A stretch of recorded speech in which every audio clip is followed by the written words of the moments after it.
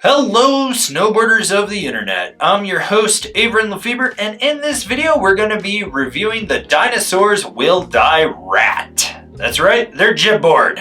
This board features Dinosaurs Will Die's repop camber, which is flat through the inserts with a rocker in the tip and the tail. This is going to give it more of a loose feel, and you're going to notice that it engages on edge a little bit more mellow just due to that rocker as it rolls over. It's also going to float a little bit better when you get in the soft snow. This board is available in 151, 153, and 155. I rode this board at Copper Mountain on a gray sky day with high visibility, some winds, moderate temperatures, crunchy corduroy, and a little bit of ice with my Rome Black Label bindings and my K2 Thraxis boots. Make no qualms about it, this is a jib stick through and through, which means softer flex. You're gonna get more play out in the tip and the tail, and then it stiffens up right where that flat section is through the middle with a lot of torsional give.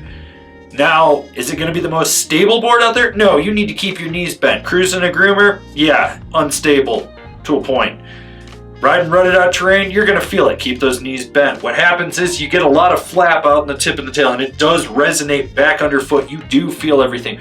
Then again, it's a jib stick. What do you expect from it?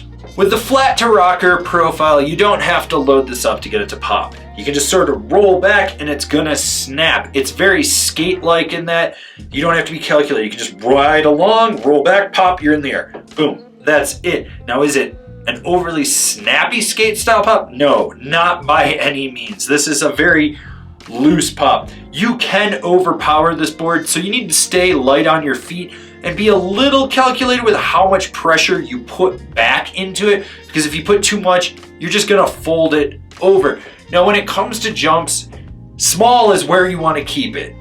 Maybe medium, but medium is really gonna be pushing it. So anything over 20, 25 feet, you're just not gonna have the pop or the stability when you actually land on this thing to ride those things.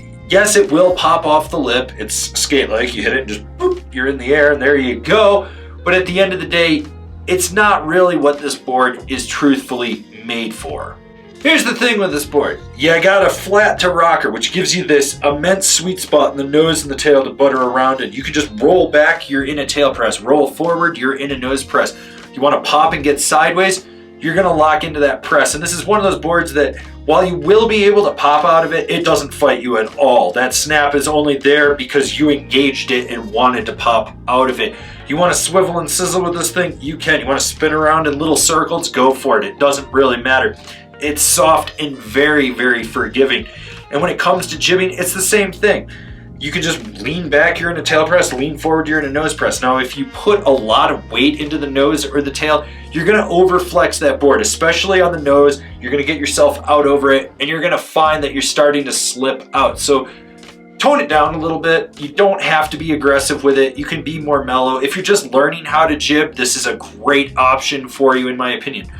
Now, when you get sideways, even though it's flat, this thing really claps out on a feature. You can just feel it hug right around it. So be prepared for that, because when you do get sideways, it just cradles right around, and it can be overwhelming for someone that isn't prepared for that. When it comes to carving, short, quick setup turns or very mellow, laid back carves are where you want to be with this thing.